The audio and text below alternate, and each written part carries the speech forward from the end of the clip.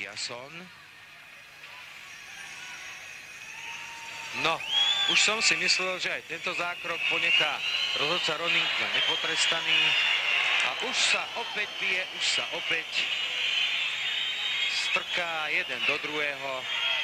Chlapci, pozerajte sa ešte raz na ten nedovolený zákrok kanadského hráča a ďalšia dvojica, ktorá sa pustila do seba. Rozhodcovia majú plné ruky, plné nohy práce, šesterikov a to je to tam. No to je boxerská vložka.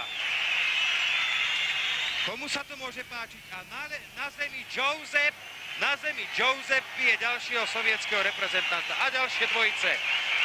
Mám taký dojem, že teraz rozhodca musí siahnuť k tomu, čo mu už mal siahnuť dávno, tresty v hre, vylúčenie do konca zápasu. Je to nepekná škvrna na, možno povedať, slušnom priebehu svetového šampionátu juniorov.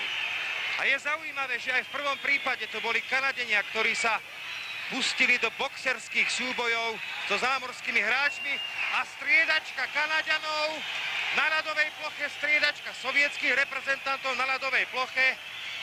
Neviem. Tak kde sme? Sme na hokeji alebo v boxerskom rinku?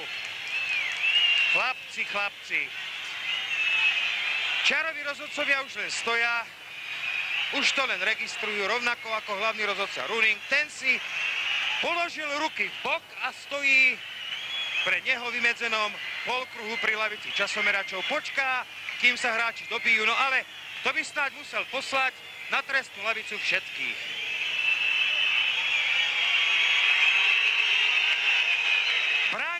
Dvaja brankári sa pustili do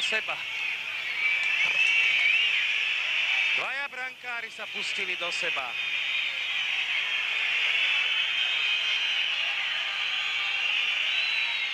Aj.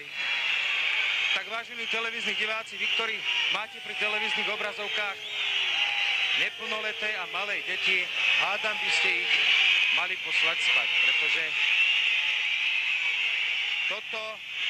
to je hokej s obrovskou hviezdičkou.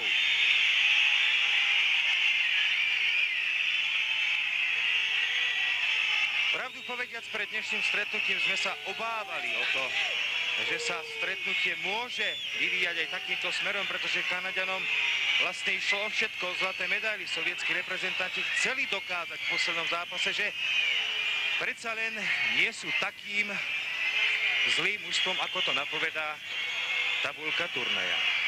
Došlo k tomu, čoho sme sa obávali, ale musím povedať a musím to zopakovať, že hlavným vinníkom je hlavný rozhodca Nor Hans-Ivar Runing, ktorý nechytil stretnutie pevne do rúk od začiatku a to sa mu vypomstilo.